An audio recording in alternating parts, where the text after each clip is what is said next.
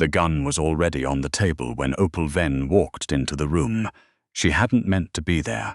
She'd been on her knees behind the wet bar, replacing a busted copper pipe that the building's actual maintenance crew had ignored for 6 days.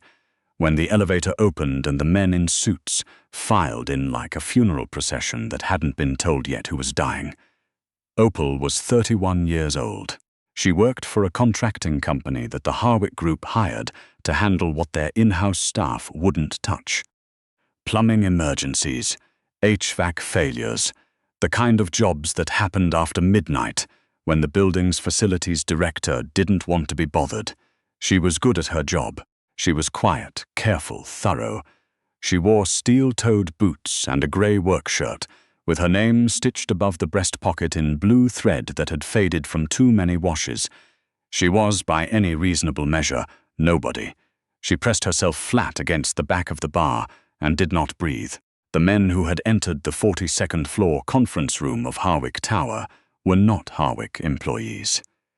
She knew this because she had worked in this building for 2 years, and she had never once seen anyone arrive with armed escorts and take seats on both sides of the door before their principals sat down. The men who did sit down were 4 in number, 2 on each side of the long obsidian table. The man at the head of the table, or rather, the man who claimed the head of the table by the way the room bent toward him, was tall, black-haired, with the kind of jawline that looked like it had been made by someone with a grudge against softness. He was wearing a charcoal suit, no tie. His sleeves were rolled to the elbow. On his right wrist, a watch that cost more than Opal's truck. His name, she would learn in the next 4 minutes, was Julian Harwick, 35 years old, CEO of Harwick Consolidated, third-generation real estate and private equity empire. The kind of man whose name appeared in the financial section of the newspaper so frequently that the editors had assigned him a stock photo. The man across from him was shorter, older, with silver at his temples and the flat smile of someone who had learned to weaponize patience. His name was Reinhard Busch. He was German, flew in from Frankfurt, and represented a consortium of European investors who had been circling Harwick's Atlantic port holdings for the better part of 18 months. The 2 men on either side of Busch were introduced by first name only, Franz and Adolfo, and they did not smile at all. And then there were the translators. Harwick had brought 3. They stood along the far wall with the careful posture of people who understood their function was to be useful and invisible. Professional interpreters, all of them, hired through a firm Harwick's legal department used for international closings. Busch had brought one of his own, a young man named Peter who sat directly behind him with a leather portfolio open on his lap and a pen uncapped and ready. The meeting was supposed to be a formality. Opal understood this much from the first 5 minutes of listening. Both sides had already agreed in principle to a restructuring deal that would give Busch's consortium partial ownership of 3 Atlantic port facilities in exchange for a capital injection that would let Harwick retire a significant amount of debt. The lawyers had been at it for months.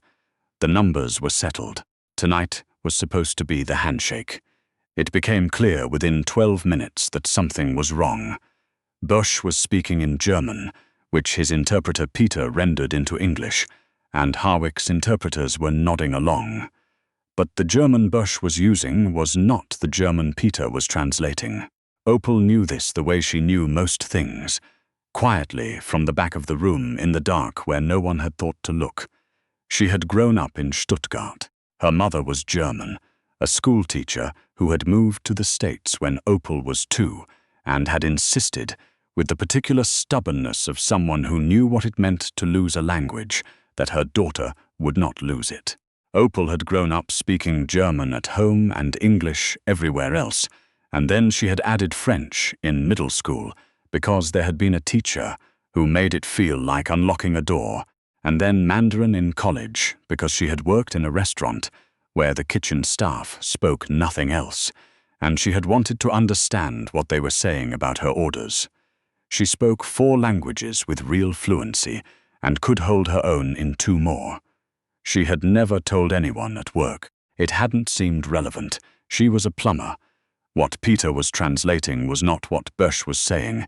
Bösch had said in German, precise and unhurried, the terms as written are unacceptable.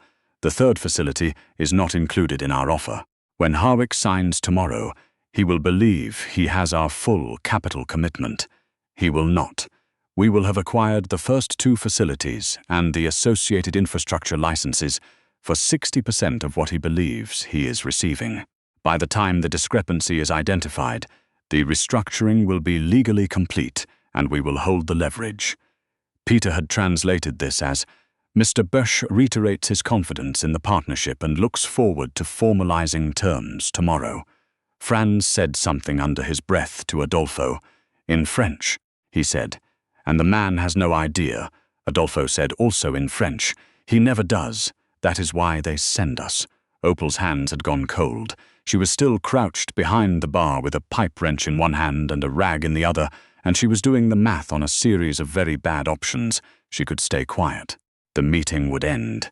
She would finish her job and leave, and by tomorrow afternoon Julian Harwick would have signed away a port facility he thought he was keeping, and the Bösch consortium would own 3/5 of his company's coastal infrastructure for the price of 2/5. It was not, technically, her problem. She thought about this for approximately 8 seconds. Then she stood up. The reaction in the room was immediate and chaotic. 2 of the armed escorts reached for weapons they were not quite reaching for. Franz and Adolfo both turned in their chairs. Bösch's expression did not change at all, which told her more about him than anything else. Julian Harwick looked at her with the particular expression of a man who had not, until this moment, believed that the evening could get stranger. There is someone behind the bar, he said. I'm a plumber, Opal said. I was fixing a pipe. I'm sorry. I need to speak with you, one of the escorts said. How long has she been back there? The whole time, Opal said, because there was no point in lying about it. I was already there when you came in. I couldn't get out without. She stopped. She looked at Julian Harwick and she said very clearly, your translator is lying to you. The room went quiet in the way rooms go quiet when something has been said that cannot be unsaid. Bösch said something in German. He said, remove her. Opal looked at him and said, in German, I understand you. The color did not drain from Bösch's face. Men like Bösch did not allow color to drain from their faces. But something shifted in his eyes, a small recalculation, and she watched him decide in real time that this had just become a different situation. Julian Harwick was looking at her with an expression she couldn't fully read. He was not angry, he was not dismissive. He was, she thought, running the same calculations she had just watched Bösch run, but arriving at a different conclusion. He said, explain. So she did. She stood at the end of the bar in her grey work shirt with her name stitched on it in faded blue thread, and she told him, calmly and in sequence, what Bösch had actually said versus what Peter had translated. She told him what Franz had said to Adolfo in French. She told him the specific terms of the discrepancy, which facility, which licenses, what the actual capital commitment in Bösch's proposal was versus what he believed it to be. When she was done, the silence in the room was a different kind of silence, heavier. With teeth in it, Julian looked at Peter. Peter had gone the color of uncooked pastry. Julian said very quietly, who hired you? Peter said nothing.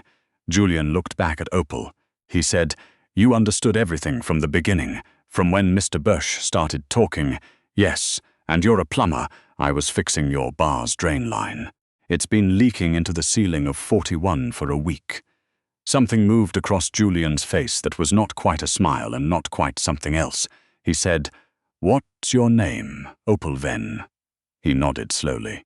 Then he looked at Bösch and said, in English that was very careful and very calm, I think we need to have a different conversation.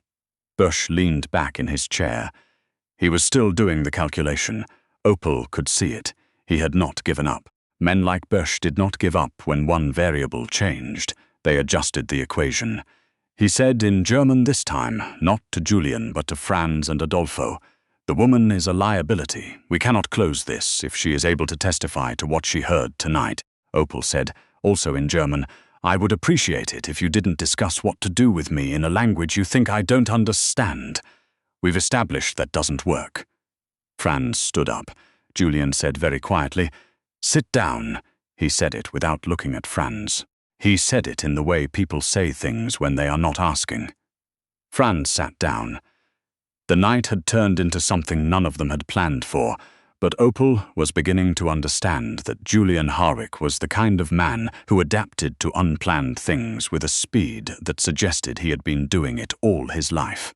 He said to his own team, without taking his eyes off Bush, "Get legal on the phone. I want the draft agreement on screen in the next 10 minutes. Every section." Then he looked at Opal and said, "Will you stay?" She looked at him. At the table full of men in expensive suits who had not until 4 minutes ago registered her existence. At the gun still sitting on the table's edge, untouched, declarative, she said, "You'll need to add German, French, and basic Mandarin to whatever you're paying the translation firm, just for your reference." Julian Harwick said, "I'll pay you directly." She stayed. The next 2 hours were not comfortable. They were not supposed to be.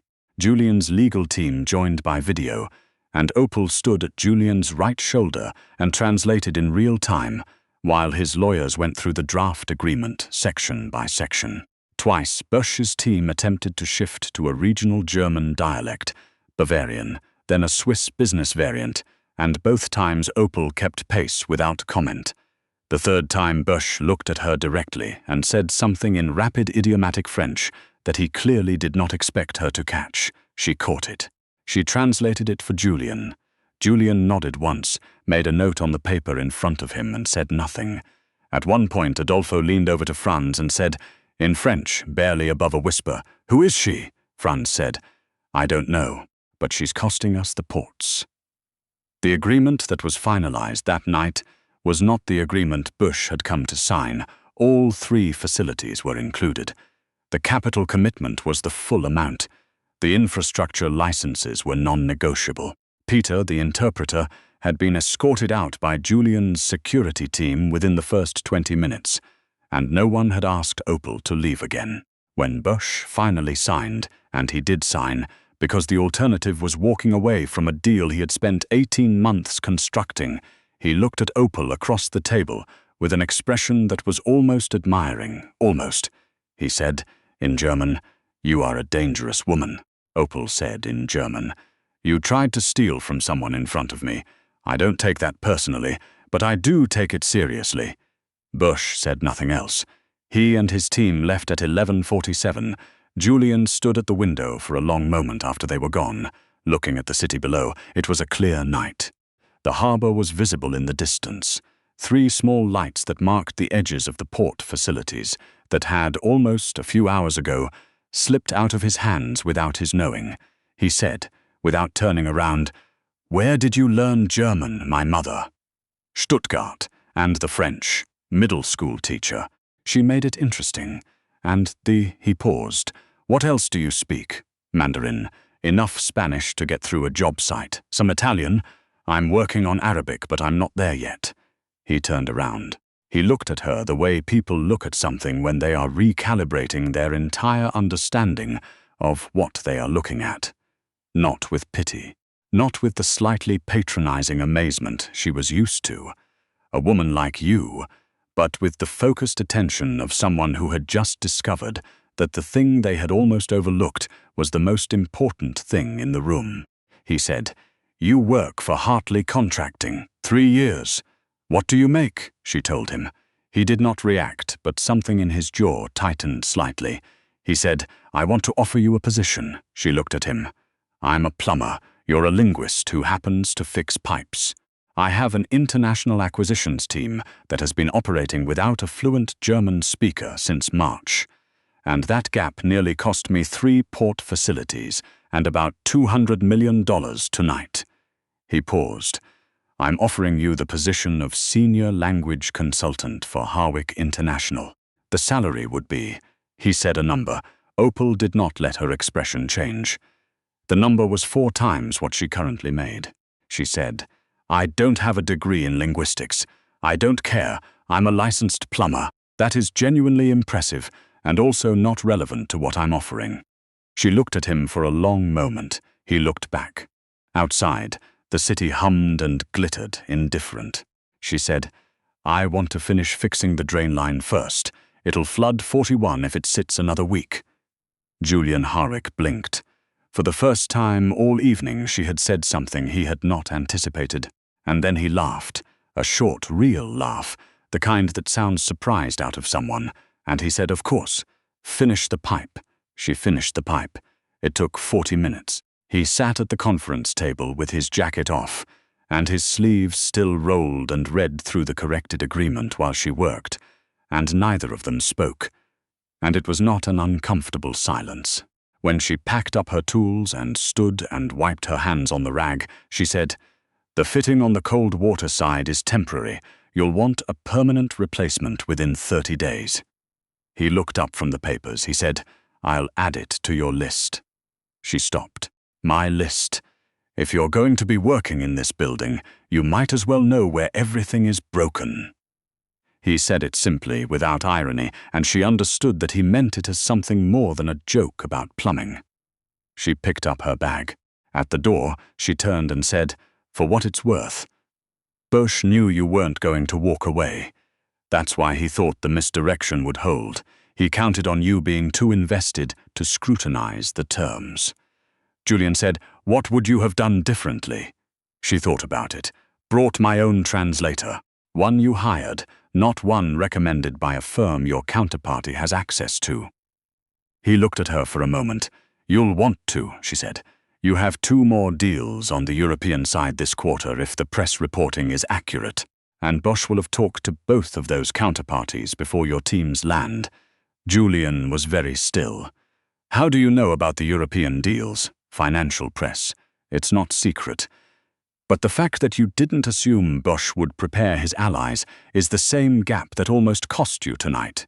She paused. "You don't have to hire me for any of that, but you should close those gaps regardless." She left. She was in the elevator, halfway to the parking garage, when her phone buzzed. The message was from an unknown number. It said, "The position is still open. No rush." JH. She looked at it for a long time. The elevator opened on the garage level. She walked to her truck, loaded her equipment, sat in the driver's seat without starting the engine. She thought about the last 3 years, the jobs she had taken because they were available, the expertise she had never mentioned because it hadn't seemed like the kind of thing people expected from her. And she had learned, somewhere along the way, to match the shape of what people expected because it was easier than the alternative. She thought about the way Bosch's team had looked through her when she stood up, from behind the bar, not at her, through her. The grey shirt, the work boots, the copper smell of pipe compound, invisible. She thought about the way Julian Harwick had looked at her when she translated, not through her, at her. She started the truck. On the drive home, she went over the German, the French, the specific phrases Bosch had used, the tells in his syntax when he was performing confidence versus when he actually had it. She had been doing this since she was 9 years old, listening in one language, filing in another, building the map of what people said versus what they meant. She had never thought of it as a skill. It was just how she moved through the world. How you moved through the world when you learned early that the people who underestimated you would tell you everything you needed to know as long as you were quiet enough to hear it. She pulled into her driveway at 12:41 in the morning. She sat for a moment more. Then she typed back, "I'll need the position in writing, full terms, and a 30-day review clause, mutual." The reply came in under 2 minutes, already drafted. "Check your email." She did. It was there. The full offer, the terms, the review clause, and at the bottom of the email, a short line that was not part of the formal letter. "The drain line on 41 will be handled by your preferred contractor. Whoever that is." She read it twice. Then she set the phone on her passenger seat and got out of her truck and went inside. And for the first time in a long time, the night felt like it was leading somewhere instead of just ending. 3 weeks later, she was in a conference room in Brussels when the lead negotiator for a Belgian infrastructure firm attempted to deliver what he clearly believed was a fatal ambiguity in a side clause, delivered in rapid Walloon French, half-swallowed, clearly rehearsed. He was good. She gave him that. She let him finish. She let the silence sit for a moment. Then she looked at Julian, who was watching her with the same still attention he had been watching her with since the night in the bar. And she translated the clause. And then she translated what it actually meant. And she watched the Belgian's expression do the thing that Bosch's had done. That small recalculation, that moment of understanding that the variable they had not accounted for was the woman in the grey blazer who had replaced her work shirt, but kept the same steel-toed boots because the floors in European conference rooms were hard and she was practical. Julian said quietly to the room, "We'll need to revise that clause before we continue." The Belgian looked at Opal. He said in French without thinking, "Where did they find her?" Opal said in French, "I was fixing a pipe." Julian heard this. He said nothing. But afterward, when the session broke and they were standing at the floor-to-ceiling windows, looking out over a city neither of them had planned to be in at this hour, he said, "You know they're going to stop trying to run the language plays once word gets around." "Probably," she said. "Then we find out what they try instead." He looked at her. She was watching the city. He had come to understand in 3 weeks, always watching something, always processing, always 3 moves ahead in a language he was still learning to read. He said, "That's not a bad thing." She said, "No, it's not." The city spread below them, unhurried, full of conversations happening in a dozen languages, full of deals and angles and information traveling at the speed of assumption. The assumption that no one is listening, that the woman in the work clothes is not one of the people you need to worry about, that invisible means ignorant. It was an expensive assumption. Opal Venn had known this her entire life. Now, finally, so did everyone else.